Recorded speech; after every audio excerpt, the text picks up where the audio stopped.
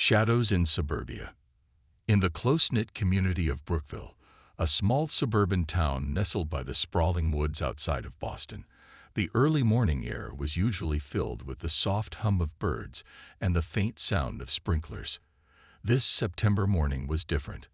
A bone-chilling silence clung to the neighborhood, as if nature itself had paused to take a breath. The town's quiet facade was shattered when a frantic call was made to the Brookville Police Department. Hours earlier, a local jogger had stumbled upon a scene that would forever scar the sleepy streets of the neighborhood. The body of 16-year-old Lucy Green, half buried under a mound of leaves and dirt behind her own family's backyard. News of Lucy's death rippled through Brookville, shaking its inhabitants to the core. Detective Clara Jensen, a seasoned investigator with a keen sense for detail, arrived on the scene just as the sun began to pierce through the morning fog. Clara was known for her sharp instincts and a determination that had solved some of the region's most challenging cases. As she approached the crime scene, her gaze hardened, taking in every detail. The broken twigs, the disturbed earth, and the eerie calm of the forest. Lucy was a well-known face in the community, a bright and ambitious girl with dreams of pursuing art in college. Her friends and teachers adored her, but there were whispers around town about a strained family life. Lucy's mother, Mary Ann Green, had recently remarried, bringing her new husband, Tom Ellis, into their lives. Tom was a charismatic, well-liked businessman who had integrated himself smoothly into the community. But behind the closed doors of the Green household, a different story seemed to be unfolding.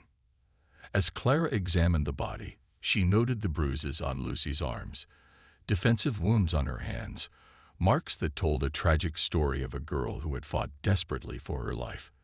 The wounds on her throat suggested a brutal struggle, an act driven by more than anger. Clara could feel the weight of the mystery pressing on her shoulders, and she knew that beneath the surface of this quaint town, there were secrets waiting to unravel. Later that day, Clara met with Lucy's mother, Mary Ann, at the police station. Mary Ann, usually composed and elegant, looked unrecognizable, her hair disheveled, her eyes bloodshot, and her hands trembling. Between sobs, Mary Ann spoke about Lucy's recent withdrawal, her increasingly solitary nature, and the arguments they'd had over the past few months. But something about Mary Ann's demeanor seemed off. Clara observed her carefully, sensing a tension that went beyond grief. Lucy was changing, Mary Ann whispered, almost to herself. She started spending more time alone, taking long walks in the woods. I thought it was just teenage angst. Clara nodded, pressing her pen to her notepad. Did she ever mention anything that troubled her? Any secrets she might have uncovered or a fight with someone close? Mary Ann's eyes flickered briefly, an almost imperceptible movement. No, she replied quickly, averting her gaze. No, nothing like that. Clara could sense Mary Ann was holding back, but pushing a grieving mother would do little good. Instead, she made a mental note, vowing to delve deeper into the family's dynamics. After all, in her experience, grief often had a way of revealing hidden truths. The investigation took an unexpected turn when Detective Clara received a tip from Lucy's closest friend, Ellie, a quiet, studious girl who had shared nearly every detail of Lucy's life. Ellie recounted a recent conversation that sent a chill down Clara's spine. Lucy was different lately, Ellie said, twisting her hands anxiously. A few weeks ago, she told me she'd seen something she shouldn't have. I thought she was joking, but then she got really serious. She said it was something about her mom and Tom, and she looked scared. Clara's mind raced as she considered the possibilities. Could it be that Lucy had stumbled upon a family secret that someone was desperate to keep buried? And if so, how far would someone go to protect it? Fractured facades. The days following Lucy's death brought an uneasy quiet over Brookville. Neighbors avoided eye contact, whispered conversations filled the air, and doors that once stood open now stayed firmly shut. Detective Clara Jensen felt the weight of this silence as she delved deeper into the life Lucy had left behind. At the station, Clara spread the files across her desk. She stared at the crime scene photos, piecing together the puzzle from every bruise, every wound, every detail that might unlock the truth. Her attention was especially drawn to the lack of Lucy's camera. It was a crucial piece of evidence, missing from the scene. Lucy had been an avid photographer, known to carry her camera everywhere, capturing both the beauty and the shadows in her surroundings. "Where is it?" Clara muttered to herself, feeling a nagging intuition that the camera's disappearance wasn't coincidental. Ellie's statement lingered in Clara's mind. Lucy had confided in her friend that she'd seen something that frightened her, something about her mother and Tom. The possibility that Lucy had documented this secret with her camera grew more plausible. But who would go to such lengths to keep a secret hidden? And why? Clara decided to pay a visit to the Green Ellis residence that evening, hoping to gather more insights. She drove through Brookville's winding streets, her headlights illuminating the manicured lawns and neatly trimmed hedges. Arriving at the house, Clara noted its pristine exterior, a perfect suburban facade. But like every well-kept lawn, she suspected there were layers beneath the surface that weren't as pristine. Marianne greeted her at the door. Her appearance was calmer than the day before, but there was still an unnatural stiffness to her movements. She invited Clara inside, leading her to the living room, where Tom sat waiting. He stood to shake Clara's hand, his expression a carefully crafted mix of grief and somberness. "We're both devastated," Tom began, his voice steady but flat. "Lucy was like a daughter to me." Clara nodded, taking the seat opposite the couple. She noted the way Marianne's fingers twitched slightly whenever Tom spoke, a subtle but telling reaction. Clara decided to test the waters. "Lucy's friends mentioned she'd been distant lately," Clara began, watching their reactions closely. "Did either of you notice any changes in her behavior?" Marianne looked down, fidgeting with the hem of her blouse. "Yes, she was spending more time alone, avoiding us," she replied softly. "I thought she might be going through a phase." Tom's face was inscrutable, his eyes focused on a point just beyond Clara's shoulder. "Teenagers can be like that," he said, his voice low. "She was a sweet girl, but, well, Marianne and I did what we could to be supportive." Clara noted his choice of words, the way he distanced himself from Lucy's life, as though she were a fleeting guest in their world. The silence stretched, and Clara took a calculated risk. "Lucy was known for her photography," she said, her tone casual. "She took that camera of hers everywhere. Do either of you know where it might be?" Marianne's face blanched, but she quickly covered it with a forced smile. "She misplaced it often," she said with a laugh that rang hollow. "It'll turn up, I'm sure." "Perhaps," Clara replied, leaning back. "But Lucy's camera could be vital to this case. If it's here, I'd appreciate the chance to take a look." Tom's jaw tightened, and he forced a chuckle. "You're welcome to search, Detective, but I doubt it's in the house. Lucy liked to take long walks in the woods. Maybe she lost it out there." The atmosphere in the room was thick with tension. Clara knew she was pressing boundaries, but every fiber of her intuition told her she was onto something. She excused herself and left, feeling their eyes follow her as she exited. Back at the station, Clara reviewed Lucy's journal, which had been collected as part of the investigation. The entries were mundane at first: school events, friend outings, musings about her future.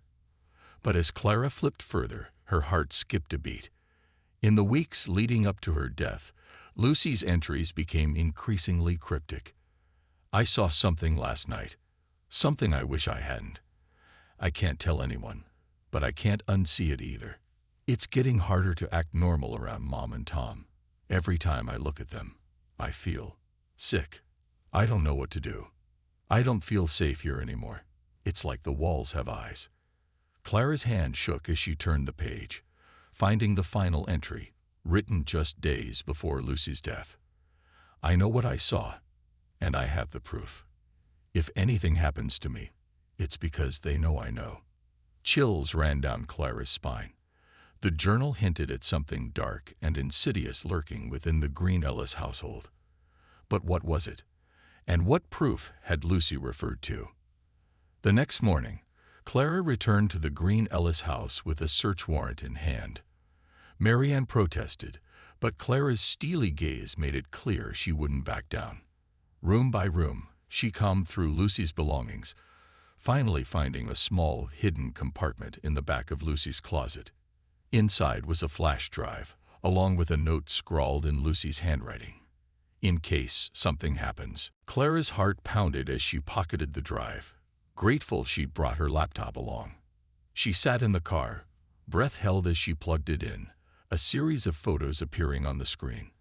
They were typical of Lucy's artistic style: trees, shadows, fragments of light. But as Clara scrolled further, her breath caught. One photo captured a candid, intimate moment between two figures in the dim glow of a street lamp. Even through the blur, Clara recognized the figures.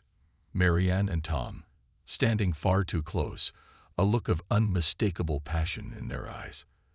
The timestamp showed it was taken late at night, long after Lucy would have been expected to be asleep. Clara sat back, the pieces falling into place. Lucy had discovered a forbidden relationship between her mother and stepfather, a bond that went against every social and moral boundary. She'd stumbled upon a truth that would not only tear apart her family, but could ruin Tom's image in the community. As Clara drove back to the station, her mind raced with the gravity of her discovery. Lucy's death was no accident, no random act of violence. Someone had murdered her to keep this secret buried. And now Clara had the proof. But bringing that proof to light would put her directly in the path of two people who'd shown they'd go to any length to keep their lies hidden.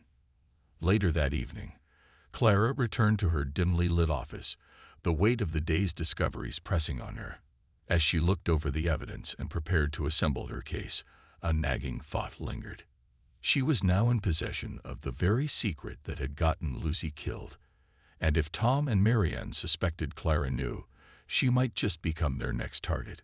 The shadows in Brookville had begun to lengthen, and Detective Clara Jensen realized that uncovering the truth would be a far darker journey than she'd anticipated. Beneath the surface, as dawn broke over Brookville, Detective Clara Jensen sat at her desk, her mind racing. The flash drive's contents had confirmed her suspicions. Lucy had uncovered a dangerous secret, but with only blurry photos and cryptic journal entries, Clara knew she needed more to bring Marianne and Tom to justice. She had to proceed carefully. One wrong step, and the entire case could collapse. Clara leaned back, contemplating her next move. Marianne and Tom had painted a picture of grieving parents, but the mask was slipping. The town of Brookville, however, still saw them as heartbroken, mourning the loss of a daughter and stepdaughter. If Clara were to build a case, she'd need to break through the facade that had fooled everyone. Deciding on a bold approach, she scheduled a meeting with Marianne later that day. But with a twist. This time, she planned to bring Marianne's sister, Lillian. Lillian was a well-regarded nurse and known for her compassionate, straightforward nature. Clara had a hunch that Lillian might be able to draw out Marianne's real emotions. The two women arrived at the station that afternoon, Marianne looking visibly uncomfortable, and Lillian casting glances of concern toward her sister. Clara offered them seats in a private interview room, a neutral but watchful expression on her face. "Thank you both for coming in," Clara began, her tone gentle but firm. "I wanted to talk about Lucy, to understand the last few weeks of her life from those closest to her." Marianne shot Lillian a sideways glance, her expression wary. Lillian reached over, squeezing her sister's hand. "It's okay, Marianne," she said softly. "Let's do this for Lucy." Marianne's shoulders tensed, but she nodded, her voice barely a whisper. "Fine." Clara leaned forward. "I know this is painful, but sometimes the truth hides in the smallest details. Anything you can share about Lucy's behavior, no matter how small, could help us understand what she was going through." Marianne took a shaky breath. Lucy was a good girl, stubborn sometimes, and curious, but she had a big heart. She just got so distant.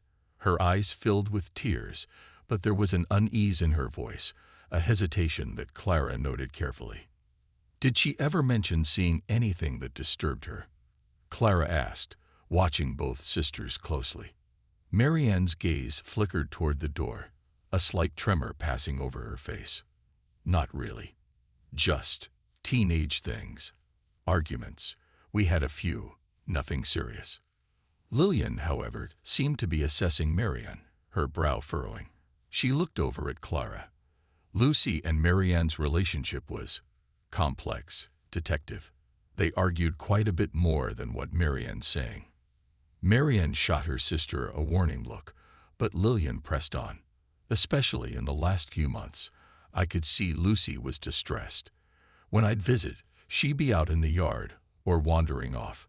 I thought she was just going through a phase, but I should have asked more questions. Clara filed this information away, her instincts sharpening. It's natural to feel that way, Lillian, but we're here to make sure her story is told. Every detail helps. Marianne's fingers twitched, her composure beginning to crack. I don't know what else you expect me to say, she snapped, her voice louder than intended. Lucy was troubled. She was obsessed with that camera of hers, taking pictures of everything like she was some kind of investigator. Lillian turned sharply to her sister. Marianne, this is about Lucy. We owe it to her to tell the truth, even if it's uncomfortable. Clara watched Marianne's mask slip further, her defenses crumbling under Lillian's gentle persistence. Lucy was always prying into things. I told her to leave it alone. Marianne muttered, almost to herself. Realizing what she'd said, she quickly backtracked, forcing a tight smile. I just mean, she had a way of digging where she shouldn't. Clara let the words hang in the air, sensing an opportunity. You mentioned arguments. Was there a specific reason you told Lucy to leave it alone? Marianne stammered, searching for an excuse. I meant her curiosity, detective. She would pry into things that didn't concern her. Lillian's face darkened, her eyes filled with a dawning realization. Marianne, are you saying Lucy was asking questions about you and Tom? The room fell silent, tension thickening. Marianne opened her mouth to deny it, but the words wouldn't come. Clara could see the struggle play out across her face, a mixture of guilt, anger, and fear. The perfect suburban wife was losing her grip. Finally, Marianne exhaled, her shoulders slumping. Fine. Yes, she knew. She saw us, and she confronted me. She threatened to tell the whole neighborhood, even the police. She was just so insistent. Clara leaned in. What did you do, Marianne? Marianne's eyes grew wild. I didn't. I never wanted. She wouldn't stop, she whispered, as if confessing to herself. I tried to reason with her, but she was relentless. She said she was going to ruin everything. Lillian recoiled, horror spreading over her face. Marianne, what did you do?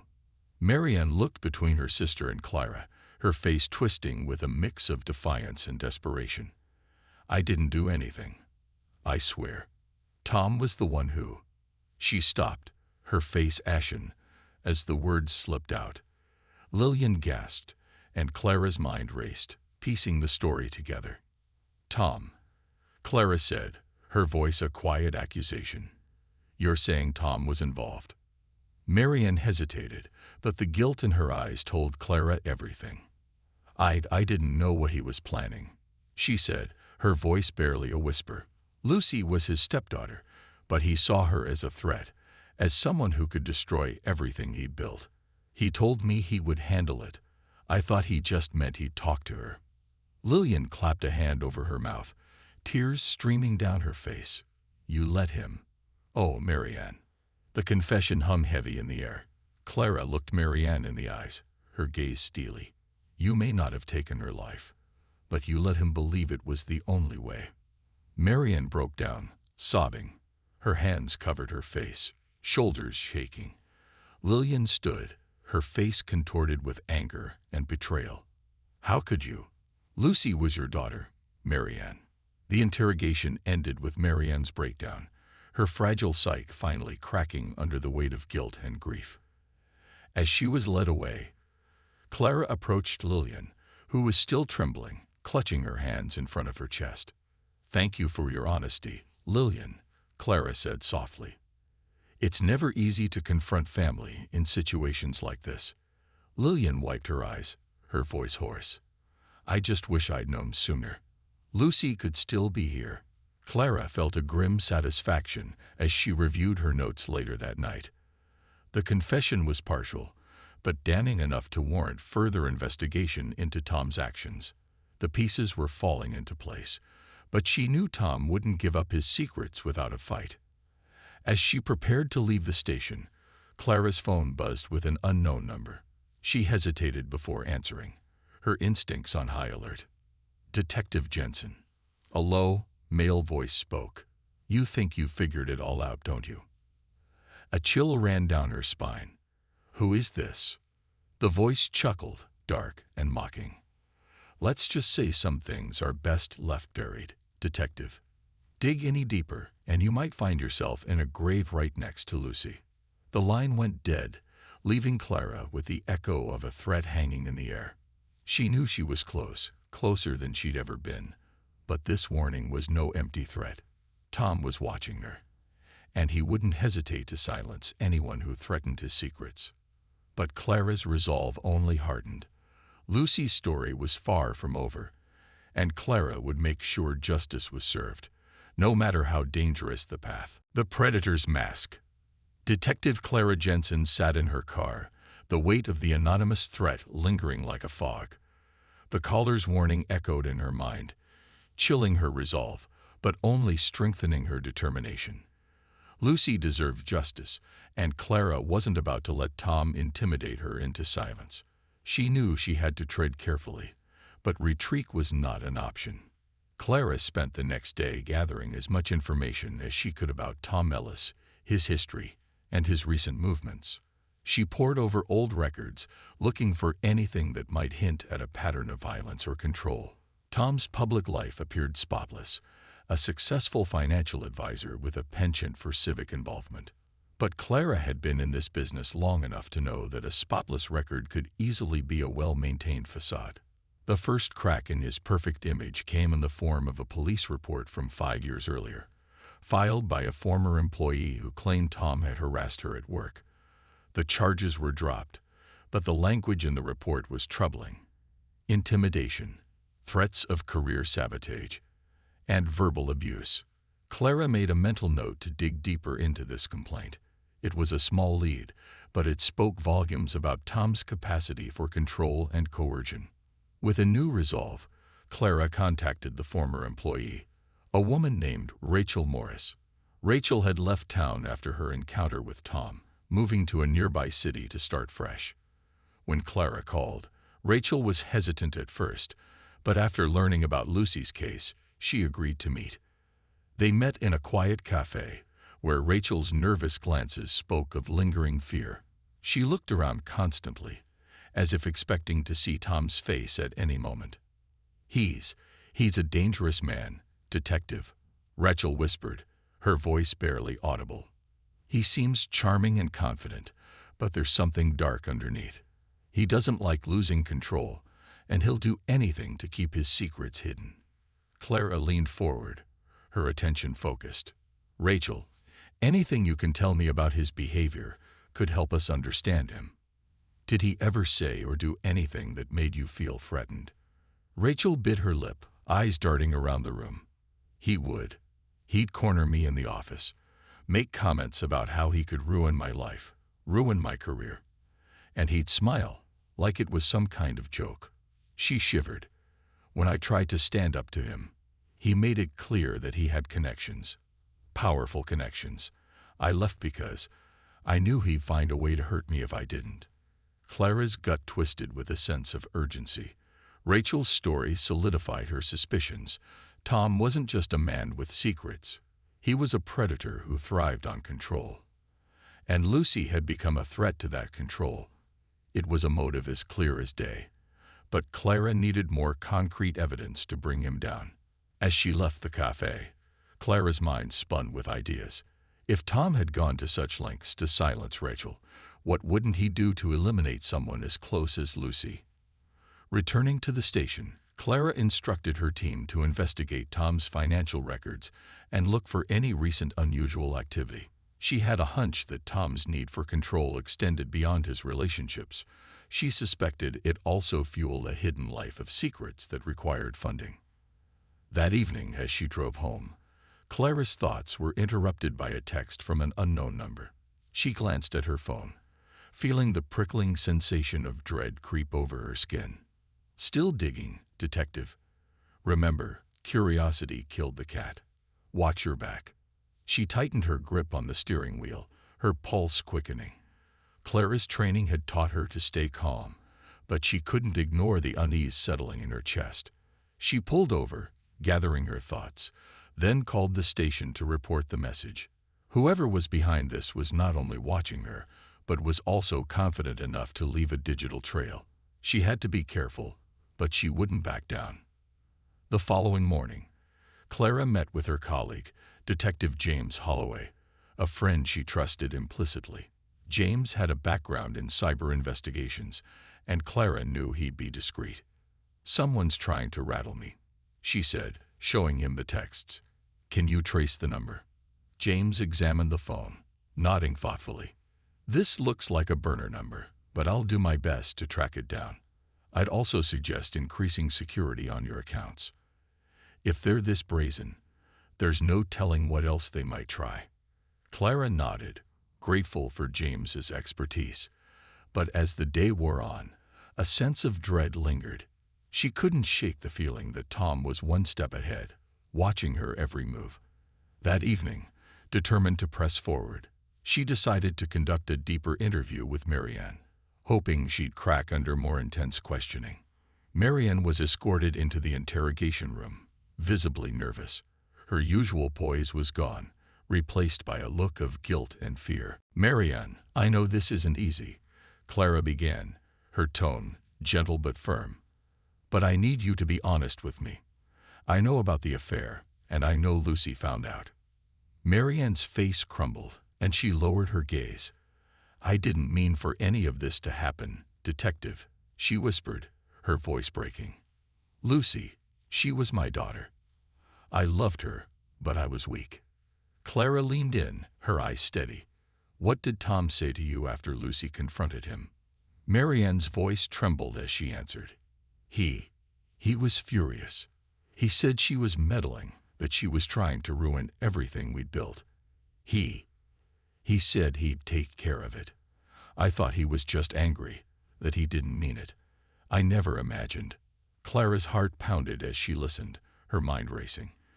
This was more than enough for an arrest, but she needed to ensure there were no loopholes, no way for Tom to escape justice. She decided to play her last card. "Marianne, if you cooperate, the courts may be lenient. But if you stay silent and protect Tom, you'll go down with him." Marianne's face twisted with anguish, and after a moment, she nodded, tears streaming down her cheeks. "I'll tell you everything.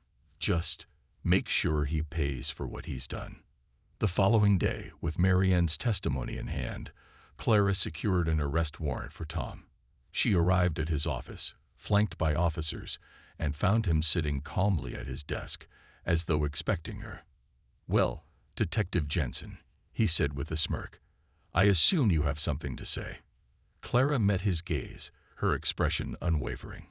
"Tom Ellis, you're under arrest for the murder of Lucy Green." Tom's smirk faded, and for a moment, a flicker of fear crossed his face, but he quickly recovered, his eyes glinting with defiance. "Do you really think you can make this stick?" he sneered. "You have nothing but circumstantial evidence and a bitter wife's word. You'll never win." But Clara remained calm, meeting his taunts with silence. She knew his type, a man who believed his wealth and status would shield him from consequences. But this time, she'd make sure he faced every one of them. As Tom was led out in cuffs, Clara felt a sense of relief mingled with dread. She knew that his arrest was only the beginning. The trial ahead would be grueling, and Tom's influence in Brookville ran deep. But with Marianne's cooperation and Rachel's testimony, she had what she needed to ensure he'd never see the light of day again. Yet even as Tom was taken away, a final, haunting text appeared on Clara's phone. "You may have won today, detective, but this isn't over. I always find a way back." The message was brief, ominous, and all too familiar. Clara locked her phone, her jaw set with grim determination. This case was no longer about simply finding justice for Lucy. It was about ensuring that no one else would suffer under the hands of men like Tom Ellis. Clara knew she was up against more than just a man. She was up against a system that had enabled him, a facade of respectability that cloaked the darkness within. But she wouldn't rest until that facade was torn down, piece by piece, and Tom was left with nothing but the shadows he tried so desperately to hide. Echoes of the past. As Tom Ellis sat behind bars awaiting trial, the tension in Brookville only grew. The quiet suburban community, once cloaked in tranquility, was now buzzing with whispers and unease. Neighbors who once greeted each other with warm smiles now exchanged wary glances.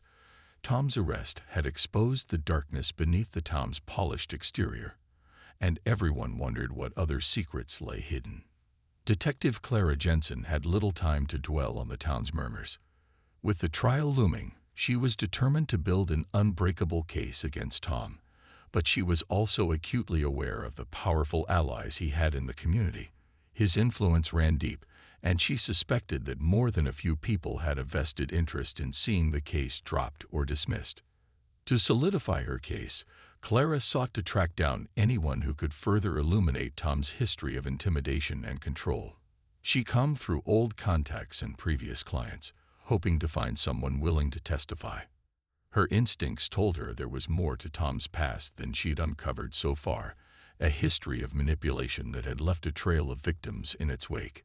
One name stood out in particular: Mason Turner, a former business partner who had once been close to Tom. Clara found Mason living in a modest apartment on the edge of town, a far cry from the wealth he once shared with Tom. When she arrived, Mason greeted her with weary eyes and a resigned smile, as though he'd been expecting someone to come looking for answers.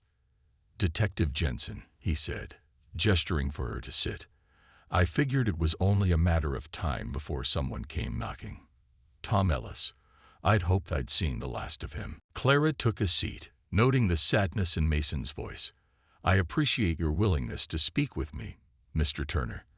I'm aware you and Tom had a falling out some years ago. Can you tell me more about that?" Mason sighed, his gaze drifting to the window. "Tom and I built a business together, back when we were young and ambitious. I thought we had similar values, but it didn't take long to see the cracks. Tom was ruthless. He didn't care who he stepped on to get what he wanted, and he had a way of making people disappear when they got in his way. Not literally," Mason added hastily, "but in terms of ruining reputations, destroying lives. He could be very persuasive when he wanted to be." Clara leaned forward, her interest piqued. "Do you believe he's capable of murder?" Mason's face darkened. "Absolutely. He's not the kind of man who would let anyone threaten his perfect image. The more success he achieved, the more he became obsessed with control, with being untouchable. He pushed me out of the business after I questioned his methods, but not before he made sure I'd never work in this town again. Tom's influence goes deep, detective. Be careful." Clara thanked Mason, her mind buzzing with fresh insights. His words confirmed what she'd suspected all along. Tom was a man who thrived on power, and anyone who posed a threat to that power was a potential target. Mason's story also provided a new layer to Tom's character, painting him as a manipulator who destroyed lives with calculated precision. As Clara returned to the station, she received a call from the district attorney's office. They informed her that Tom's legal team was fighting to have key pieces of evidence dismissed, arguing that her investigation had been overly invasive. Clara knew this was a standard tactic, one she prepared for, but it didn't make it any less frustrating. Determined to push forward, Clara continued gathering as much corroborating evidence as possible. She reached out to Rachel Morris, the former employee who had endured Tom's harassment, and asked if she'd be willing to testify. Rachel hesitated, clearly fearful, but after a long pause, she agreed. "I don't want him to hurt anyone else," Rachel said, her voice filled with quiet resolve. "He's already taken so much from me. If my story can make a difference, then I'll testify." Clara felt a renewed sense of purpose as she hung up the phone. She now had both Rachel and Marianne as witnesses, along with Mason's testimony about Tom's history of ruthless behavior. The case was gaining momentum, and she could feel the walls closing in around Tom. A few days later, Clara received an unexpected visit at the station from Tom's lawyer, a polished man named Stephen Ross. He was known for his skill at winning difficult cases, particularly those involving wealthy clients like Tom. Stephen walked into her office, his expression a mix of professionalism and subtle disdain. "Detective Jensen," he began smoothly, taking a seat without invitation. "I thought it prudent to meet with you personally to discuss the direction this case is taking." Clara raised an eyebrow, keeping her tone neutral. "What can I do for you, Mr. Ross?" Stephen offered a thin smile. "Let's be honest, Detective. My client is a respected figure in this community, and this trial will attract considerable attention. I'm sure you understand the pressure that brings, not just for him, but for everyone involved." Clara's eyes narrowed. "If you're here to intimidate me, Mr. Ross, I suggest you save your breath. I'm not dropping this case." Stephen chuckled, the sound devoid of warmth. "I'm simply suggesting that the prosecution's case may be more challenging than anticipated. Without solid evidence, these allegations will only harm the reputations of all involved, your own included. I'd hate to see your career affected over what amounts to little more than hearsay." Clara's jaw tightened, but she kept her voice steady. "I have more than enough evidence to ensure Tom Ellis faces justice, and I won't be intimidated by you or anyone else." Stephen's smile faded, replaced by a cold, calculating stare. "Very well, Detective. I suppose we'll see how this plays out in court. But remember, Tom has resources you can't even imagine. Be careful where you tread." With that, Stephen left, his parting words echoing in the silent room. Clara knew this was a warning, one meant to sow doubt and fear. But it only strengthened her resolve. Tom's wealth and connections may have shielded him for years, but this time, she was determined to bring the truth to light. In the days leading up to the trial, Clara worked tirelessly, poring over every piece of evidence, every witness statement, every angle that could help her case. But the pressure weighed heavily on her. She'd started receiving late-night phone calls, silent but persistent, and found anonymous notes slipped under her door, each one more ominous than the last. "You're playing with fire, Detective. Turn back or face the consequences." Despite the fear that gnawed at her, Clara pressed on, refusing to let the threats deter her. She couldn't afford to back down, not with justice for Lucy hanging in the balance. Finally, the day of the trial arrived. The courtroom was packed, with reporters and spectators filling every available seat. Tom sat at the defense table, his expression calm and confident, as though this were nothing more than an inconvenience. But Clara could see the flicker of anxiety in his eyes as the witnesses took the stand. Marianne's testimony was haunting, her voice breaking, as she recounted the moments leading up to Lucy's death. Rachel's account painted a chilling portrait of Tom's manipulation and intimidation, and Mason's words laid bare the lengths Tom had gone to destroy anyone who stood in his way. Throughout it all, Clara watched Tom's reaction, noting the subtle shifts in his expression. His calm demeanor began to crack as the prosecution's case unfolded, layer by layer, revealing the dark truth behind his facade. As the trial drew to a close, Clara could feel the tension in the air, the anticipation of a verdict that would either validate her efforts or shatter them. She waited, her heart pounding, as the jury delivered its decision. "Guilty." The word rang out in the courtroom, and a collective gasp rippled through the crowd. Tom's face contorted with fury, his mask finally slipping as he was led away in handcuffs, his reign of control and deception brought to an end. Clara exhaled, feeling a weight lift from her shoulders. Justice had been served. Lucy's story had been heard, her truth no longer buried beneath lies and manipulation. But as she left the courtroom, Clara couldn't shake the feeling that this victory had come at a cost.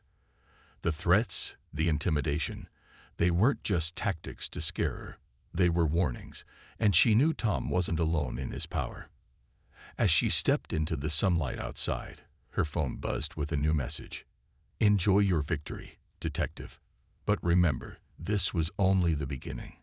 Clara's breath caught, a shiver running down her spine. She had won the battle. But she knew this was far from over. Tom's fall had unearthed something much larger, a network of secrets and lies that ran deeper than she'd ever imagined. And she was now at the center of it, with enemies she couldn't yet see lurking in the shadows. With renewed determination, Clara squared her shoulders. She had uncovered the truth about Tom, but her work was only beginning. She wouldn't rest until every last shadow in Brookville was brought to light. The depths of darkness. In the days following the verdict, Brookville seemed to breathe a collective sigh of relief. Tom Ellis, once the town's golden boy, had been found guilty and would spend the rest of his life behind bars. But for Detective Clara Jensen, the victory felt hollow. The weight of the anonymous threats, the dark warnings, and the uneasy feeling that she'd only scratched the surface of something larger clung to her like a shadow. Every night, she slept fitfully, haunted by the message she'd received right after the trial. This was only the beginning. Clara couldn't shake the feeling that whoever had sent it was watching her, lurking in the shadows, waiting for her next move. She knew there were still secrets in Brookville, dark truths connected to Tom and to the people who had kept him shielded for so long.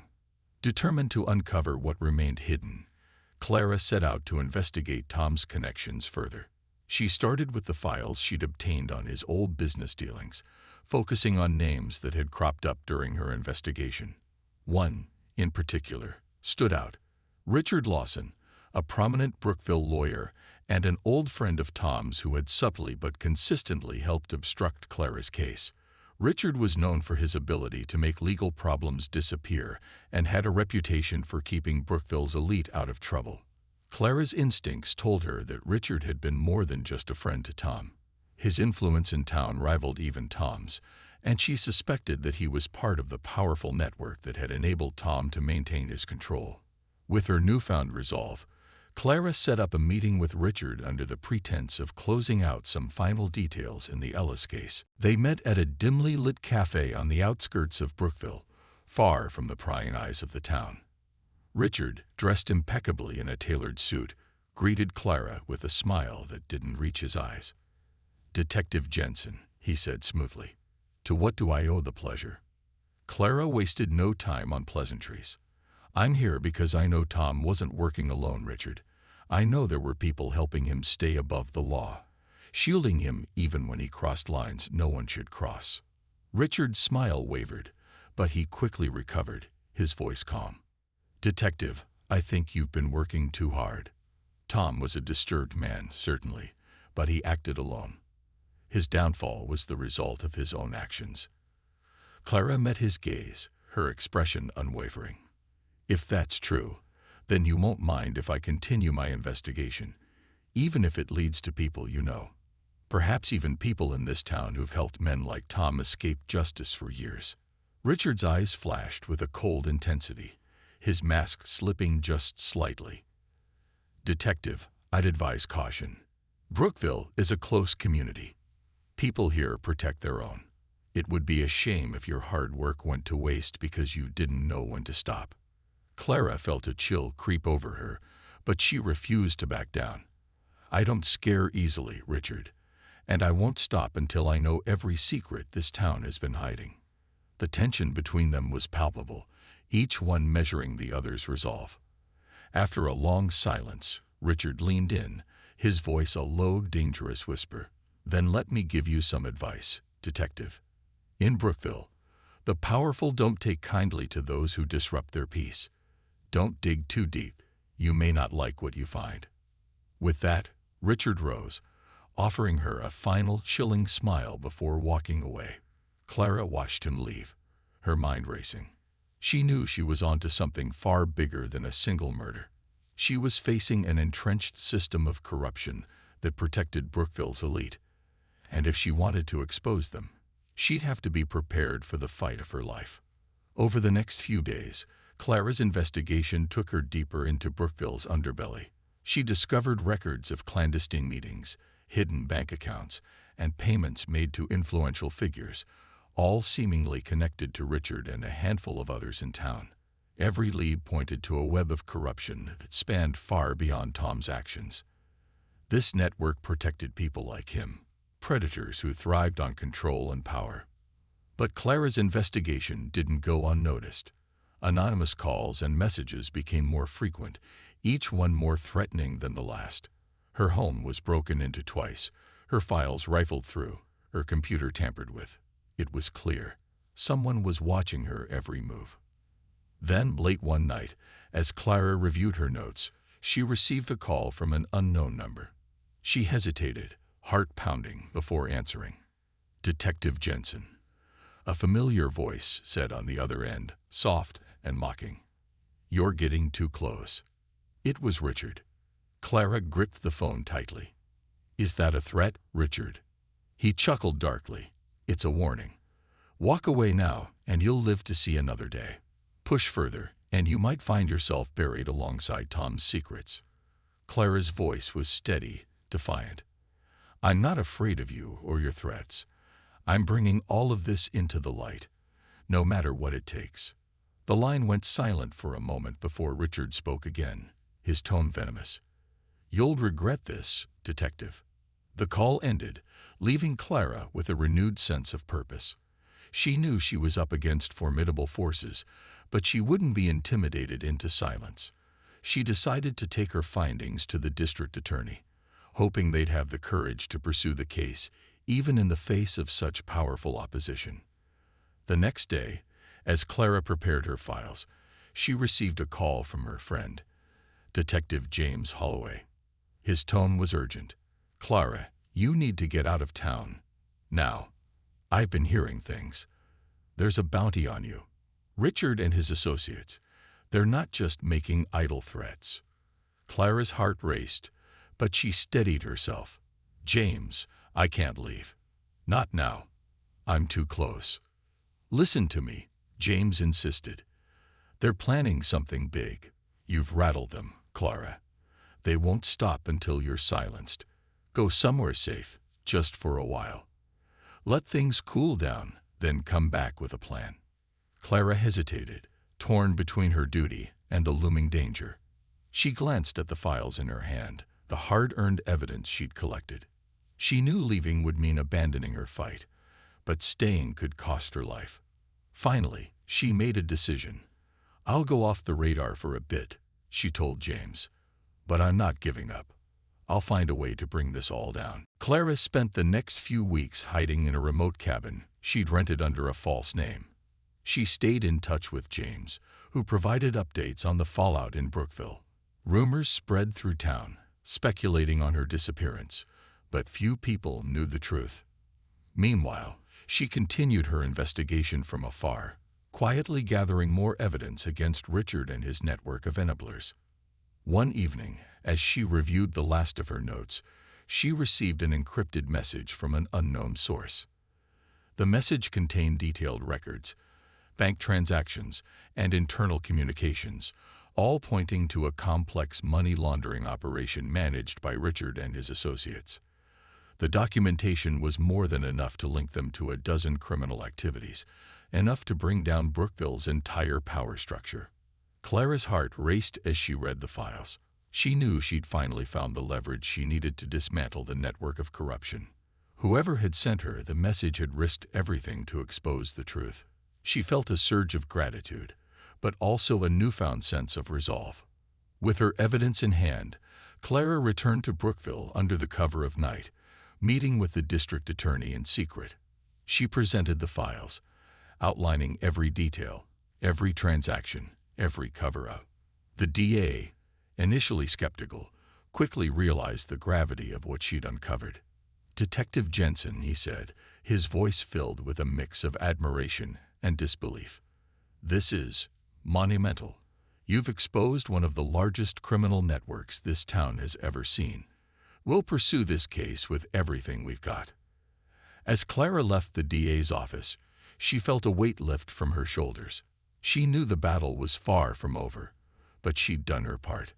The truth would come out, and Brookville would finally see the shadows lurking within its own walls. In the weeks that followed, arrests were made, resignations were forced, and Brookville's elite faced public scrutiny. The town that once thrived on secrets was now forced to confront the consequences of its silence. For Clara, the journey had come at a cost, but it was one she was willing to pay. She knew that the battle for justice was never truly over, that there would always be those who thrived in darkness. But she had proven that even in the face of powerful enemies, one person's determination could make a difference. As she walked through the quiet streets of Brookville, Clara felt a sense of peace. She had brought the truth to light, and though there would always be shadows, she was no longer afraid of them. She'd faced the darkness, and won.